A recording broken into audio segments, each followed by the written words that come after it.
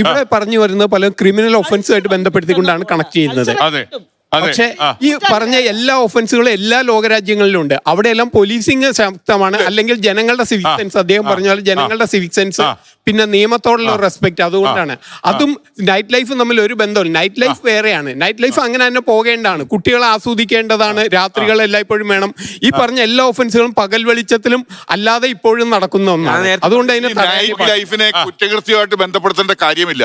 കുറ്റവാളികൾ എന്ന് പറയുന്നത്, ക്രിമിനൽസ് എന്ന് പറയുന്നത് ഈ ശതമാനം എന്ന് പറഞ്ഞാൽ ഒരു 3% താഴെ മാത്രമേ ഉള്ളൂ. അതിപ്പോ മയക്കുമരുന്ന് ആയിക്കോട്ടെ, എന്താണെന്ന് പറഞ്ഞാലും ഒരു സമൂഹത്തിൽ വരുമ്പോ അത്ര തന്നെയൊക്കെ ഉള്ളൂ.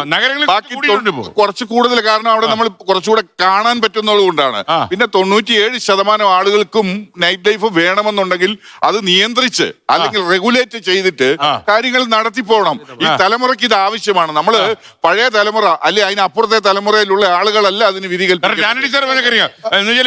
നഗരം ഇരുട്ടിൽ കിടക്കുന്നതിനേക്കാൾ നല്ല വെളിച്ചത്തിൽ കിടക്കും. പിന്നെ വേറൊരു കാര്യം പറഞ്ഞു, ഈ IT ആളുകൾക്ക് രാത്രിയിൽ ജോലി ഉള്ളത് കൊണ്ട് അസുഖം വരുമെന്ന്. അങ്ങനെയാണെങ്കിൽ രാത്രി ജോലി ചെയ്യുന്ന ആളുകൾ ഇതിനു മുമ്പും ഉണ്ട്.